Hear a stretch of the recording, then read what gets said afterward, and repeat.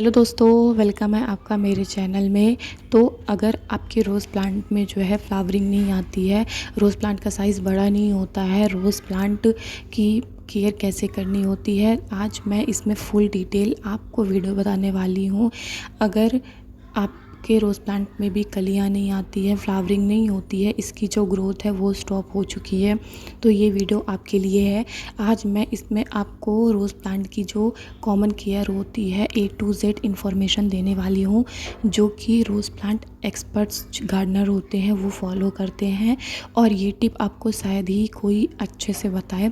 तो अगर आपके रोज़ प्लांट में भी किसी तरह के इन्फेक्शन या फिर कोई भी प्रॉब्लम हो तो आप मेरी वीडियो को फुल देखिए और आप जानिए कि कौन से स्टेप्स हैं जो हमें फॉलो करने होते हैं, और वो कौन कौन सी गलतियाँ होती हैं जो हम कर जाते हैं अपने प्लांट्स के साथ। क्योंकि रोज़ प्लांट को ख़रीदना और लगा लेना ही बस एक बड़ी बात नहीं होती है, उसकी केयर करना भी बहुत ज़रूरी होता है। अगर आप भी चाहते हो कि आपके गार्डन में ऐसे ही खूबसूरत से रोज़ प्लांट जो है ब्लूम करे, तो कुछ स्टेप मैं बताऊंगी, उसको आपको फॉलो करना है, जो कि हर गार्डनर फॉलो करता है।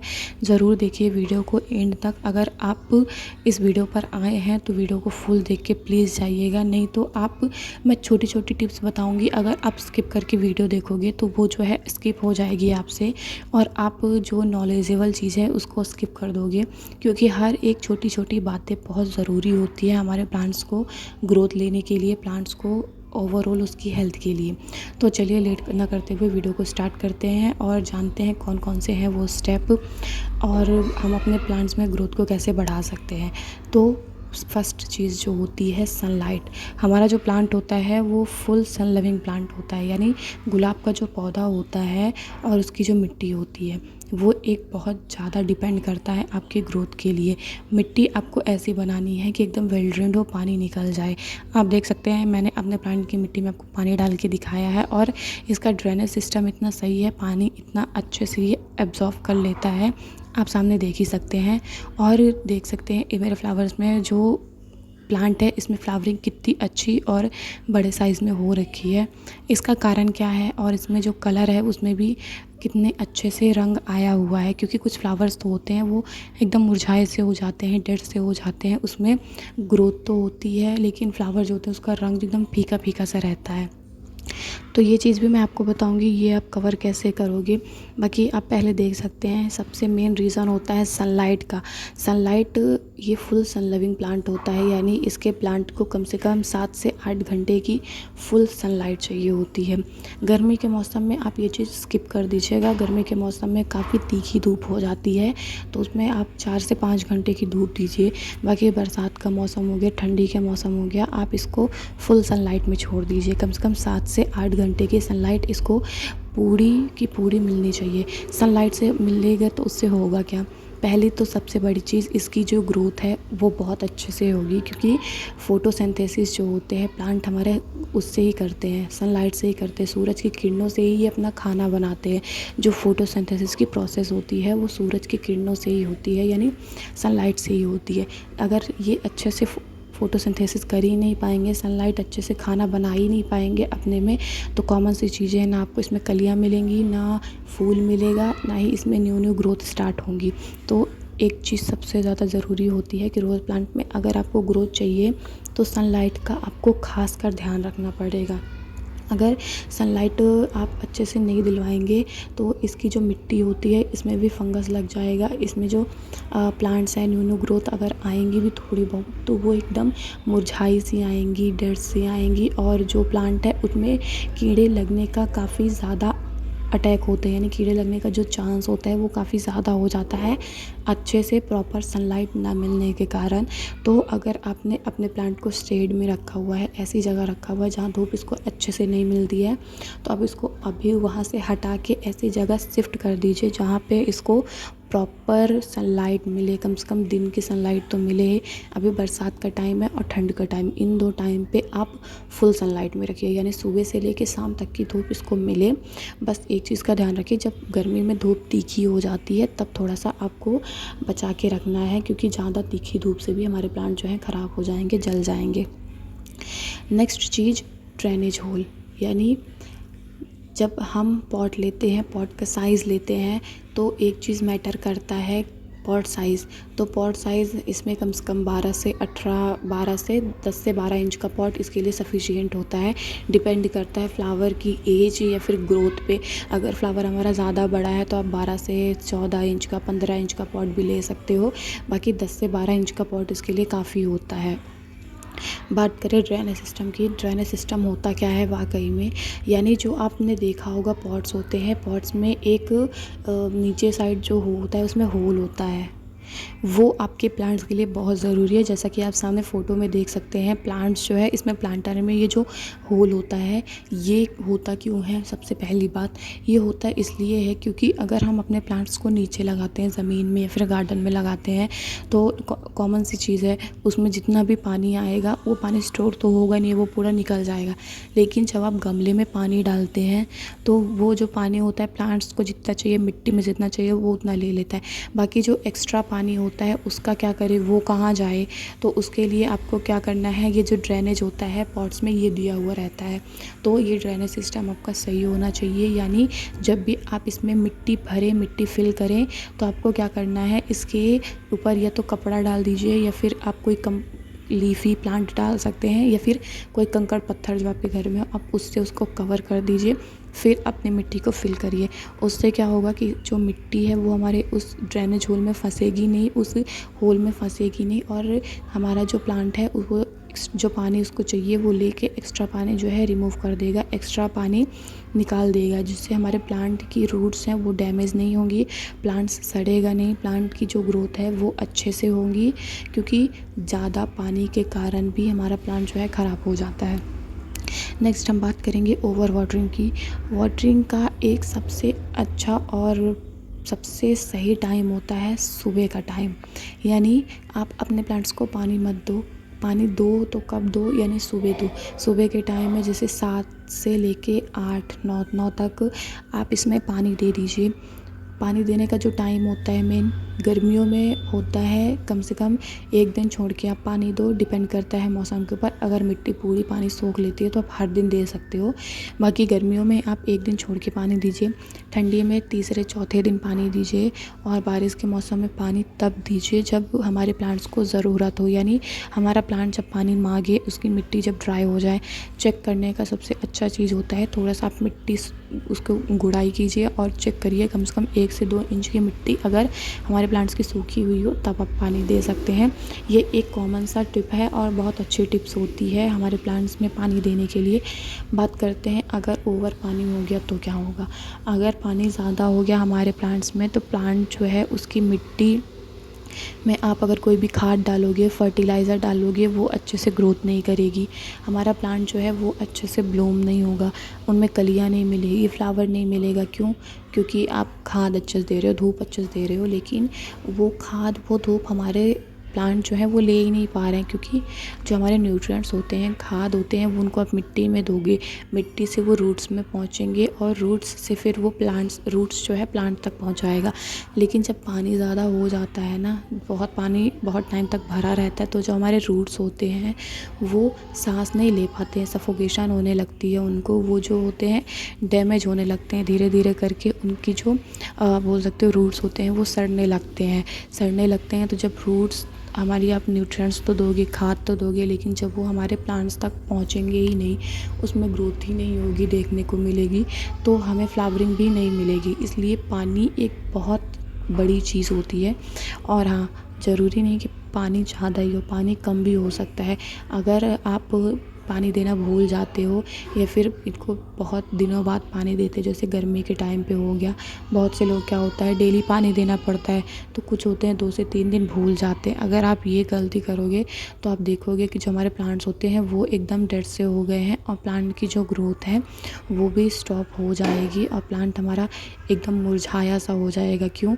क्योंकि जो इसकी, आप बोल सकते हो, पानी ना मिलने के कारण हमारी जो रूट्स होती हैं, जो हमारे प्लांट्स होते हैं, वो एकदम स्ट्रेस में चले जाते हैं। तो अंडर वाटरिंग भी बिल्कुल नहीं होनी चाहिए, इस चीज़ का भी आपको ध्यान रखना है। नेक्स्ट सबसे अच्छी और सबसे ग्रोथ वाली चीज़ होती है वो होता है प्रूनिंग। प्रूनिंग होती क्या है, जब हमारे प्लांट्स खिल चुके हैं उसको आप काट दीजिए। जो हमारी ऐसी ब्रांचेस हो जिनमें कोई भी ग्रोथ नहीं दिख रही है, आप उसको काट दीजिए।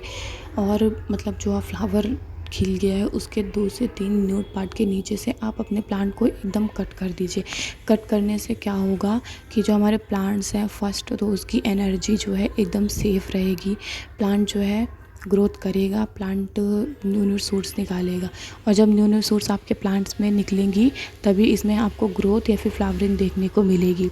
नेक्स्ट चीज़, जब भी प्लांट की आप खिल जाए, हमारा फ्लावर जो है खिल जाए, तो उसको हटाना क्यों ज़रूरी है, ये भी एक बहुत बड़ा कारण होता है कि जो हमारा प्लांट होता है रोज़ का, अगर आप उसको नहीं हटाओगे तो आप देखोगे उसके फ्लावर का जो नीचे होता है वो एक बॉल बनने लगता है, बॉल साइज़ का गोला सा, पहले छोटा सा रहेगा और जब प्लांट खिल जाएगा तो वो धीरे धीरे जब उसमें लगा रहेगा तो वो मैच्योर होता जाएगा और वो क्या होगा कि एक सीड के रूप में तैयार होगा।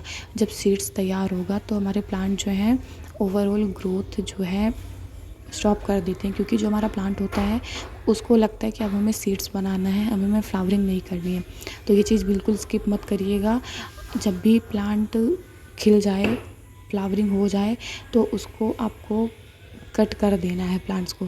जो एक्सपर्ट्स होते हैं वो हमेशा अपने प्लांट्स पर यही ध्यान रखते हैं कि हमारे प्लांट पे जो है फ्लावरिंग आने के बाद फ्लावर रह ना जाए कभी भी, हमेशा उसको कट करते रहते हैं। कट करने से मैंने आपको बताया ना, मल्टीपल ब्रांचेस आएंगी, जैसे ग्रोथ आपको देखने मिल रही है, न्यू न्यू ग्रोथ भी होगी। बहुत अच्छे से बूस्टर का काम करता है ये, क्योंकि जो हमारे रोज़ प्लांट होता है उसका जो ग्रोथ हार्मोन होता है वो एकदम टिप पे होता है हमारे, और टिप पे होने के कारण जब आप टिप को कट कर दोगे तो वो टिप से हट के पूरे प्लांट्स के जो सूट्स होते हैं उसमें रन करने लगता है। और रनिंग करने के बाद क्या होता है कि जो हमारा प्लांट्स है वो अपने ओवरऑल हेल्थ, अपने जो ग्रोथ होता है वो बूस्ट करने लगता है, प्लांट हमारा बुशी होने लगता है। तो ये जो छोटी छोटी टिप्स हैं इनका फॉलो ज़रूर करिए, कभी भी स्किप मत करिएगा।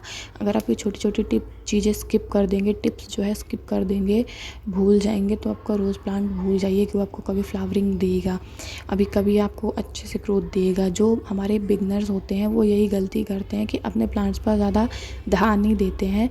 बस उनको क्या होता है, बस ऐसे थोड़ा सा खाद डाल दिया, थोड़ा सा पानी डाल दिया, धूप में रख दिया, फुर्सत, बस इतनी चीज़ें नहीं होती हैं। ये जो प्लांट्स होते हैं ये भी बोलते हैं, बातें करते हैं। अगर आप देखिए, आप अपने प्लांट्स के पास जाइए गार्डन में, उनसे बातें करिए।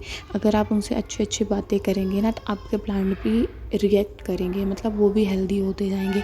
अगर आप बताएं कि आप सैड हो, आप स्ट्रेस में हो, तो आपके प्लांट भी एकदम मुरझाएंगे, सैड से रहेंगे, वो भी खुश नहीं रहेंगे। तो आप का मूड और आपके प्लांट का मूड सेम होता है, तो आप उनके पास जाइए, उनसे बातें करिए, उनसे थोड़ा अपनी फीलिंग्स शेयर करिए, तो आप भी देखेंगे आपके जो प्लांट हैं वो भी रिएक्ट करेंगे, ग्रोथ करेंगे और कलियाँ, फ्लावर जो हैं आपको ज़्यादा से ज़्यादा ब्लूम करेंगे।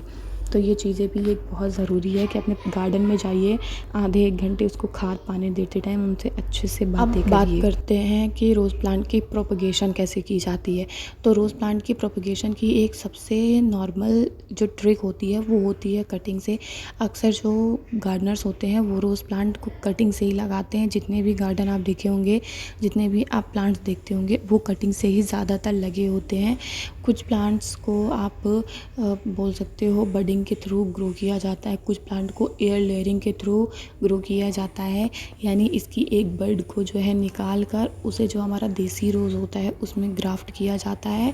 फिर जब उसकी ग्राफ्टिंग सक्सेसफुल हो जाती है, हाइब्रिड रोज़ की ग्राफ्टिंग देसी रोज़ में की जाती है, जब वो सक्सेसफुल हो जाती है तब हमें हाइब्रिड रोज़ जो होते हैं मिलते हैं। इसीलिए बोलते हैं कि जो हाइब्रिड रोज़ होते हैं वो देसी रोज़ पर ही ग्राफ्ट किए जाते हैं। नेक्स्ट होता है एयर लेयरिंग के थ्रू, यानी आप जो हमारे हाइब्रिड रोज़ होते हैं उसको एयर लेयरिंग करिए, और एयर लेयरिंग यानी उसको बांध देते हैं मिट्टी या खाद से, थोड़ा उसकी फर्स्ट परत को जो है काट के बांध देंगे। इससे क्या होगा कि जो हमारे प्लांट हैं वो उसमें वहाँ से जड़ें आ जाएंगी और उसको 1-1.5 महीने के अंदर काट के फिर उसकी जो ग्रोथ है उसको काट के उसमें जो रूट्स आ जाएंगे तो उसको दूसरे प्लांट में ट्रांसप्लांट कर देंगे। इससे क्या होता है कि जो हमारा न्यू प्लांट जो होता है जल्दी से 1-1.5 महीने में काफ़ी बड़ा सा प्लांट बन के तैयार हो जाता है। तो आप देख सकते हैं मेरे इस प्लांट में कितने से ज़्यादा बेसल सूट्स आई हुई हैं। बेसल सूट्स क्या होती है, जो हमारी सूट्स होती हैं वो एकदम नीचे से आए, बेस से निकल के आती हैं जहाँ से हमारा प्लांट लगा हुआ होता है और बहुत ही अच्छे से ग्रोथ करती है। तो एक चीज़ का ध्यान रखें कि बेसल सूट्स लेने की जो सबसे अच्छी ट्रिक होती है उस पर भी मैंने वीडियो बना के रखी हुई है। आप चाहें तो मेरी जो प्लेलिस्ट है रोज़ प्लांट वाली, आप उसको चेक कर सकते हैं। उसमें आपको बहुत सारे वीडियो मिल जाएंगी, बहुत सारी इन्फॉर्मेशन मिल जाएगी प्लांट्स पर और इसके खाद पर। तो ज़रूर जाके ज़रूर चेक करें एक बार और अपने गार्डन में भी रोज़ प्लांट को ब्लूम करें। और जो इसका मेन होता है, मैं भी इसमें को बता देती हूँ, जो मेन कारण होता है इसमें बेसल सूट्स लेने का, वो क्या होता है कि जब रोज़ प्लांट को आप ख़रीदते हैं, हाइब्रिड रोज़ मेन होता है, तो उस एक चीज़ ध्यान रखिए, जो ग्राफ्ट की हुई पोषण होता है वो 1 से 2 इंच तक हमारी मिट्टी से हो, ऊपर हो। इससे क्या होगा कि मिट्टी से जो टच रहता है ना नोट पार्ट, तो वहाँ से बहुत अच्छी ग्रोथ आती है। और जहाँ से आपने ग्रो किया होगा प्लांट, हमारा बर्ड जहाँ से ग्राफ्टिंग हुई होगी, उसके नीचे से अगर कोई भी ब्रांच आए तो वो सकर ब्रांचेस होती है, यानी हमारी जो देसी रोज़ होता है उसकी ब्रांचेस होती हैं। तो उसको कट करके आप ज़रूर हटा दें। अगर आप उसे नहीं हटाएंगे तो वो बहुत जल्दी ग्रोथ करेगा, और जो हमारा हाइब्रिड रोज़ है वो ग्रोथ करना स्टॉप कर देगा और धीरे धीरे करके मर जाएगा। क्योंकि वो जो है वो आपको फ्लावरिंग तो नहीं देगा, लेकिन इसके फ्लावर छीन कर, इसकी ग्रोथ छीन कर वो एकदम हेल्दी सा बुशी सा होता जाएगा। तो ये भी एक बहुत बड़ा कारण है हमारे प्लांट की ग्रोथ के लिए। और सबसे ज़्यादा ज़रूरी बेसल सूट्स होती है, मतलब जो सूट्स बेस से आती हैं वो काफ़ी स्ट्रॉन्ग होती है और इसमें कलियाँ भी बहुत ज़्यादा मिलती हैं। तो ये चीज़ भी आपको ध्यान रखनी है। नेक्स्ट बात करें हम, जो सबसे इम्पॉर्टेंट होता है रोज़ प्लांट के लिए, वो होता है सॉइल मिक्सचर। यानी हमें अपने प्लांट को ग्रो करने के लिए सॉइल मिक्स जो होता है कैसे बनानी होती है, क्योंकि प्लांट जो होता है हर चीज़ सॉइल में ही हम देंगे। इसके लिए एकदम टाइट या फिर हार्ड सॉइल बिल्कुल नहीं पसंद होती है इसको। आपको करना क्या है, आपको कम से कम इसमें आपका जो गार्डन सॉइल है, आप 40% अपना गार्डन सॉइल ले लीजिए। इसमें आप 30% कंपोस्ट मिला दीजिए, 20% रेत मिला लीजिए और 10% जो होता है नीम खली, सरसों खली जो आप यूज़ करते हो उसका यूज़ कर सकते हैं। ये ऑप्शनल है, आप चाहो तो ठीक है, नहीं चाहो तो कोई बात नहीं, लेकिन बहुत ज़रूरी होता है प्लांट की ग्रोथ के लिए, तो ये भी ज़रूरी होता है। तो आपको करना क्या है, ज़रूर आप जब मिट्टी बनाएं तो इन सब का रेशियो याद कर लें और उसके बाद एकदम से मिक्स कर लीजिए तो सब इंग्रेडिएंट्स को। और प्लांट्स का जो ड्रेनेज है उस पर कोई कंकड़ पत्थर या कपड़ा रख दीजिए, उसके बाद मिट्टी फिल करिए, फिर उसमें अपने रोज़ प्लांट को लगाइए। लगाते टाइम आपको ये ध्यान रखना है। और अगर आपने ऐसा नहीं किया है तो अब जब रिपोर्ट करेंगे आप अपने रोज़ प्लांट को, तो उसको इसी तरह की मिट्टी दीजिएगा। इससे प्लांट बहुत अच्छी ग्रोथ करेगा और उसमें फ्लावरिंग भी जो है बहुत अच्छे से इंक्रीज़ होगी।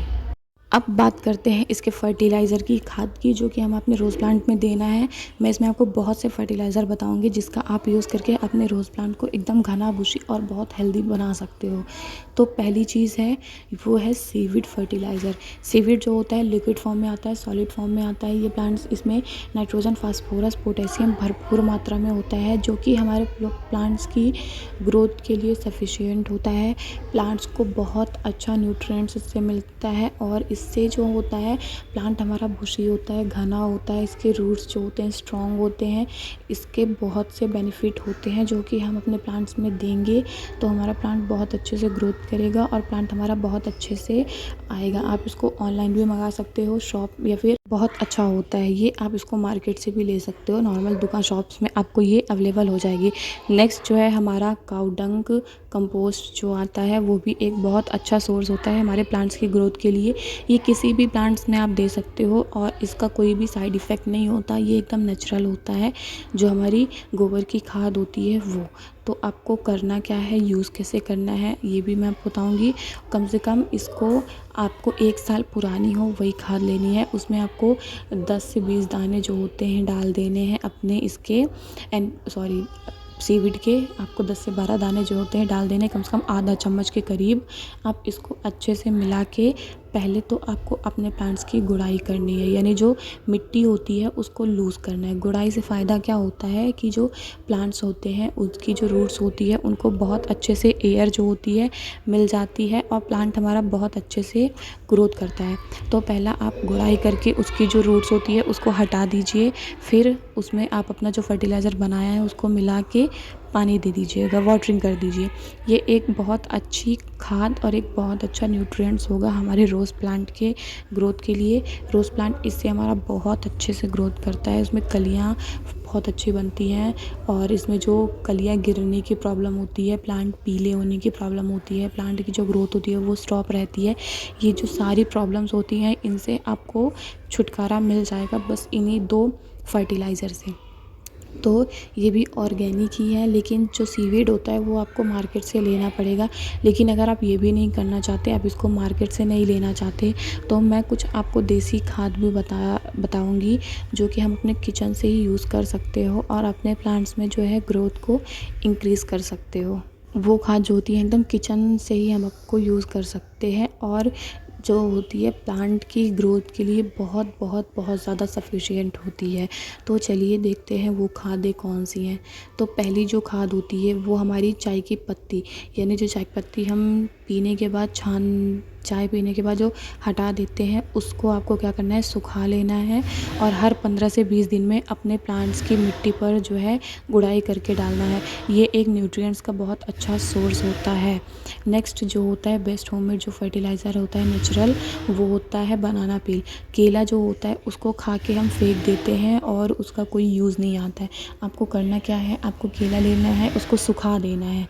सुखाने के बाद आप उसको चाहे तो ग्राइंड कर लीजिए। आप इसका लिक्विड फॉर्म में भी बना के दे सकते हो, लेकिन अभी बारिश के टाइम पे इसका लिक्विड फॉर्म बनाना सही नहीं होगा क्योंकि पानी ऑलरेडी काफ़ी हमारे प्लांट्स पे रहता है और ज़्यादा पानी हमें इनको नहीं देना है। आपको क्या करना है, इसको सुखा लेना है। सुखाने के बाद इसको पाउडर फॉर्म में बना लीजिएगा। जब पाउडर इसका बन जाए तो फिर आप इसको प्लांट की गुड़ाई करके हर 15 से 20 दिन में दे सकते हैं। ये एक बहुत अच्छा होममेड फर्टिलाइज़र होगा। इससे ही आप अपने प्लांट्स में जो है फ्लावरिंग देखेंगे, अपने प्लांट्स की ग्रोथ देखेंगे, बहुत बहुत बहुत ज़्यादा इंक्रीज़ होगी। फ्लावर का साइज़ भी बड़ा होगा। अब बात करें कि हम अपने प्लांट्स की जो है कलर कैसे लाएं, इसमें मतलब जो कलर होता है उसका रंग इतना गाढ़ा कैसे करें। तो एक आता है एप्सम सॉल्ट, आपने नाम सुना होगा। तो एप्सम सॉल्ट जो होता है कलर बढ़ाने के लिए काफ़ी यूज़ होता है हमारे रोज़ प्लांट के लिए। तो आपको करना क्या है, 1 चम्मच एप्सम सॉल्ट ले लेना है, 1 लीटर पानी ले लेना है, उसमें आप उसको घोल दीजिए और घोलने के बाद अपने प्लांट्स की मिट्टी में जो है दे दीजिए। आप इसका स्प्रे भी कर सकते हो, स्प्रे करने से भी इसमें जो कीड़े या फंगस होते हैं वो भी हटते हैं। नेक्स्ट आपका जो रोज़ प्लांट होता है वो उसमें जो फ्लावर्स होंगे उसका जो कलर होगा फिर आप देखेंगे कितना डार्क आएगा, मतलब रियल शेड में उसका कलर आएगा। कभी कभी क्या होता है ना कि ज़्यादा धूप या फिर खाद कम होने से फिर हमारा जो प्लांट है वो कलर अच्छे से अपना नहीं निखार के ले पाता है। इसलिए ये चीज़ें ध्यान रखें, इससे आपका जो कलर है बहुत बहुत अच्छे से इंक्रीज़ होगा, बहुत अच्छे से आएगा और रोज़ प्लांट भी हमारा बहुत अच्छे से घना और बुशी होता जाएगा। एक चीज़, बारिश के मौसम में जब भी आप प्रूनिंग करें तो उसमें जो हमारा आप बोलेंगे फंगिसाइड पाउडर होता है उसको ज़रूर लगाएं। फंगिसाइड पाउडर लगाने से जो प्लांट होगा उसमें फंगस नहीं लगेगा। अब सबसे बड़ी, सबसे इम्पॉर्टेंट और सबसे गहरी बात जो होती है कि हमें रोज़ प्लांट को कीड़ों से कैसे बचाना है। आप अक्सर देखते होंगे कि जो रोज़ प्लांट होते हैं उसमें कई प्रकार के कीड़े या फिर डिसीज़ लग जाते हैं, जैसे थ्रिप्स यानी एक प्रकार का कीड़ा जो कि हमारी पत्तियां को जो होता है उसका रस पूरा निकाल लेता है। एक होता है हमारे ऐसी जो कलियां हो जाती हैं वो खा लेता है।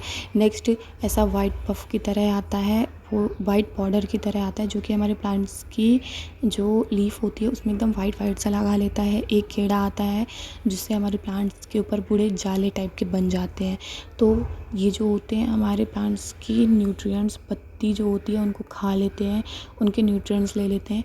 पत्ती के साथ साथ इनकी जो कली होती है उसको भी खा लेते हैं हमारे ये कीड़े। और बहुत बोल सकते हो इतनी मेहनत करने के बाद अगर फूल ना मिले, प्लांट्स खा लें तो बहुत बुरा लगता है। इसलिए हमें करना क्या है, एक बहुत अच्छा मैं आपको बता रही हूँ, आपको लेना है नीम ऑयल। नीम ऑयल आप जानते होंगे जो नीम से बनता है। नीम ऑयल ले लीजिए। नीम ऑयल को आपको क्या करना है, मार्केट में आपको नॉर्मली अवेलेबल हो जाएगा, नहीं तो आप ऑनलाइन भी देख सकते हो, हर शॉप पे आपको अवेलेबल रहेगा। आपको लेना है, लेने के बाद उसमें आपको 1 चम्मच नीम ऑयल में कम से कम 1 लीटर पानी में 1 चम्मच नीम ऑयल डालिए आप। और उसके बाद आपको थोड़ा सा सोप, कोई भी शैम्पू या फिर जो भी आप कोई भी शैम्पू यूज़ करते हो उसको भी 1 पैकेट आप डाल लीजिएगा। अच्छे से मिक्स कर लीजिएगा। और मिक्स करने के बाद क्या है,